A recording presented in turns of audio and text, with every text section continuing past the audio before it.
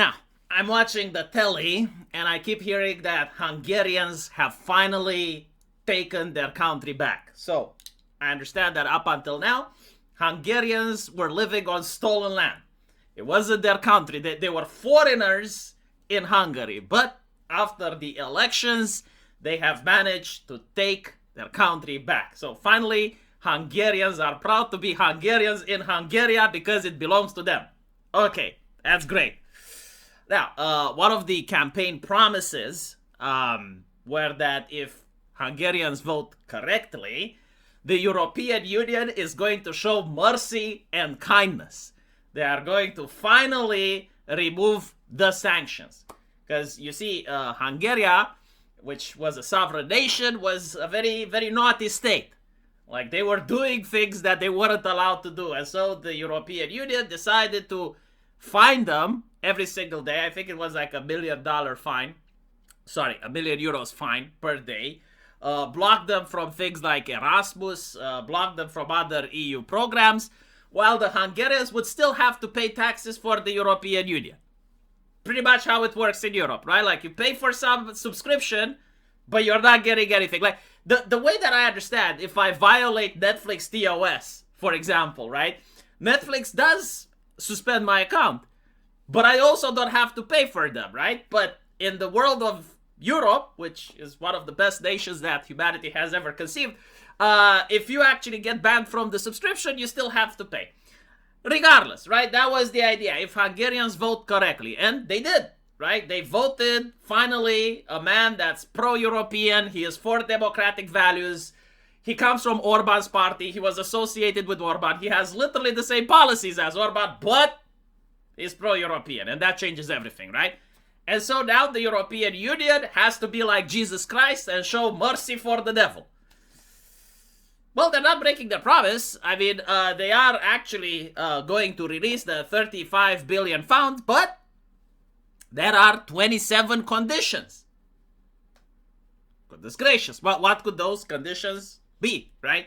So the European Union is finally going to treat Hungary the same way that it treats its other member states if Hungary abandons its policies on homosexuality. I'm not kidding. Like, homosexuality is the core value of the European Union. I mean, when you look at Ursula von der Leyen, what do you see? You see LGBT rights, okay? So, Hungary needs to allow the grifter NGOs from the European Union to actually go into Hungary. Because, like, this is what anti-LGBT actually means in Eastern Europe. It doesn't mean that if you're a gay person, you're unsafe in Hungary. No, it means that if you're an activist and want to be homosexual in public, right? Usually the government doesn't going to pay for that shit. And the European Union goes like, look, we're going to give you 35 billion euros, but we need our activists to take that money away from you.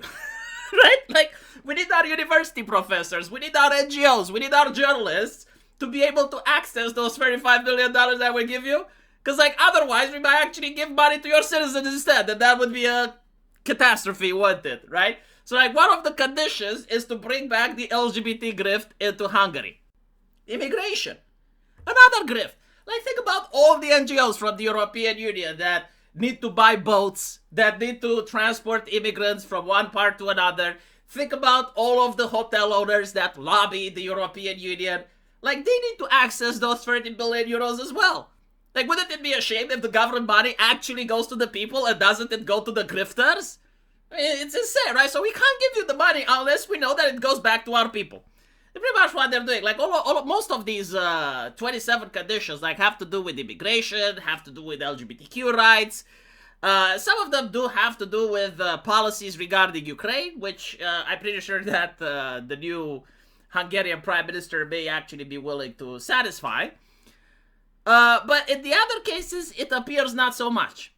Because, as I said up until now, for those of us that actually live in Eastern Europe, and for those of us that actually do follow politics, we know that this guy was Orban's guy. Like, he was in the party of Viktor Orban. He was friends with Viktor Orban. They shared the same idea. And it's actually difficult to have a progressive individual in Eastern Europe. Like, there's different people, different mindset. It just doesn't work. And so, this guy's platform, right, is the following. Budapest will continue buying Russian oil. They literally have no choice. Like anyone that says otherwise does not understand the situation on the ground. I said this before, and I will still say it. And I know that politicians and journalists like to ignore it, but during the Cold War, the entire infrastructure was designed by Moscow specifically to tie Hungary to Russia. And the reason for it is that if Hungary ever wanted to go to the West, it would be insanely difficult for them to do so. Not because like people would go on the streets and riot. It's like, oh, bring us back to Putin. No, the reason is that people would go on the streets and riot because their children are freezing in their homes. Winter in Eastern Europe is not the same as winter in France, okay? And so any type of prime minister that goes to Hungary will have to fix the energy crisis. And there aren't that many solutions. Now, sure, in the future, maybe 10 years from now, right, if they work and they put a lot of money in the infrastructure, they will come up with something. But right now, they have to take gas from Russians, otherwise they freeze to death. Secondly, they will not participate in the EU loan to Ukraine. Well, they have an energy crisis. Again, like this was planned by the Russians in advance. I'm not saying it's moral. I'm not saying it's right. I'm saying it's reality. All right? And for the most people that live in a rural area, if they turn on the gas and they're freezing in the winter, they don't understand macroeconomics. They die or they riot, you know, like nothing gets people on the street than seeing their children getting sick or their children freezing in the cold. Opposes accelerated EU accessions for Ukraine. Yeah, Hungary wants money from the European Union. It doesn't want the European Union to invest in Ukraine. It wants the European Union to invest in Hungary. Like, when you actually understand this and you stop looking at who the prime minister is as a person and you actually understand geopolitics and incentives that nation states have, you're not really surprised by this. They hope that the EU will lift sanctions on Russia after the war. This is something that most people hope for, right? Like, Russia is still a neighbor. Like, I don't expect that 75 years from now there will still be sanctions on Russia. Demands Kiev resolve the language law issue and allow Hungary's minority to legally use Hungarian. Yeah, the minority language thing with Hungary is an obsession. Like, even with our country, they're absolutely obsessed. The reason is that they want soft power in another nation, right? Like, this is pretty much how Europe functions. Like, we have different states. Whenever we want to attack each other, it's like you're oppressing our minorities.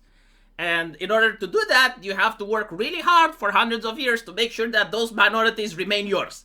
One of them is the language, right? So, like, Hungary wants Hungarian ethnicals in Romania to not assimilate. They don't want a situation where the Hungarian minority all of a sudden identifies as Romanian, marries with Romanians, and so, like, they integrate. No, that's horrible. Like, they need to be maintained on Hungarian language. And so they want the same in Ukraine.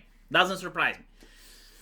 But are the people that voted for this guy hoping that the European Union is going to change their attitude towards Hungary, going to receive what they voted for? Hard to say. Hard to say. Because what the European Union is asking is called the big ask.